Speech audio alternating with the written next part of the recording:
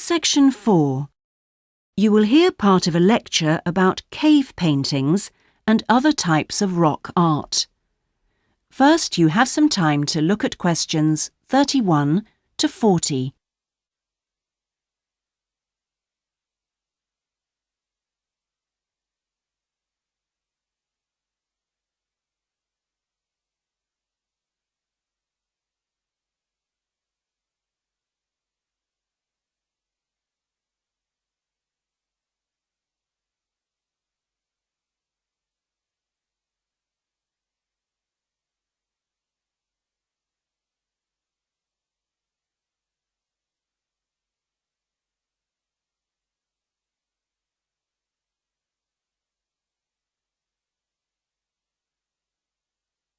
Now listen carefully and answer questions 31 to 40.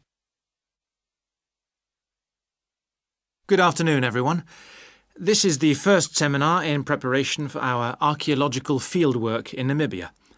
We are fantastically lucky to have received partial research funding for this trip from our institute, so I shall expect 200% attention and participation from you all.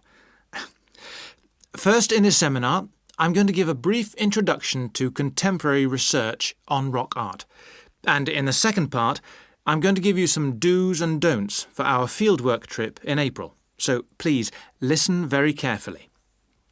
I'm first going to focus on the interpretation of rock art in Namibia. We are very fortunate to be going to an area where you can find some of the most important sites in the entire world. And I hope to show you how easy it is for everyone to make mistakes in looking at cultures which are different from our own, the first and most important lesson we have to learn. In Namibia, there are both paintings and engravings. That's where the surface of the rock is cut out.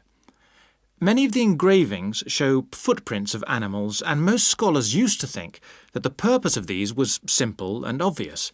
This rock art was like a school book with pictures to teach children about tracks, which track belonged to which animal, giraffe, lion, and so on. But there were some mysteries.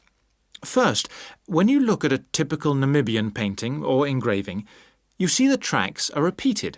There are dozens of tracks for the same animal. Well, you'd expect just one clear illustration if the aim was to teach tracking. Now, there were two more problems. Why are some of the engravings of animals very accurate, as you'd expect, all clearly identifiable, and others quite unrealistic? And another mystery. Some of these unrealistic animals, that's in the engravings, seem to be half human. Some, for example, have got human faces. Many researchers now think that these were pictures the wise men engraved of themselves. They believed they could use magic to control the animals they had drawn, so the hunters could then catch them for food. This shows you some of the dangers of coming from one culture to another, as we'll be doing, without understanding it fully. Scholars imagined that children looked at rock art pictures to learn to track, just because they themselves had learnt skills from pictures. Many researchers now believe that rock art had a much more complex purpose. And we'll talk more about it next week.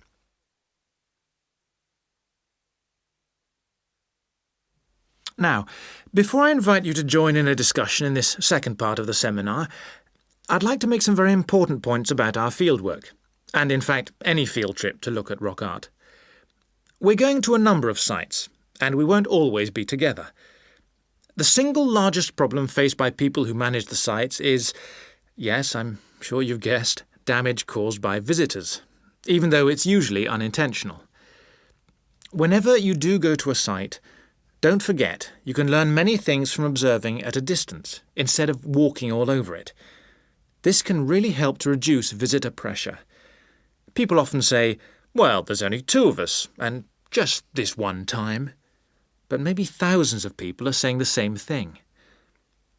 And then some basic rules to guide you. We'll have our own camp near a village, but remember never to camp on a site if you go on your own. It may be disrespectful to the people of that culture, and certainly don't make fires, however romantic it may seem. It's really dangerous in dry areas, and you can easily burn priceless undiscovered material by doing so. So, how are we going to enjoy the rock art on our field trip? By looking at it, drawing it, and photographing it. Never by touching it or even tracing it. Rock art is fragile and precious. Remember that climbing on rocks and in caves can destroy in a moment what has lasted for centuries. So no heroics in Namibia, please. Try to be extra careful and help others to be too. Oh, and lastly, please don't even move rocks or branches to take photographs. You should leave the site intact. I'm sure I can rely on you to do that. Well, that's about all I want to say before today's first discussion. But if you have any questions, please ask them now. Oh, and don't forget you'll find some fascinating information about worldwide sites on the internet. Right, first question then. That is the end of section 4. You now have half a minute to check your answers.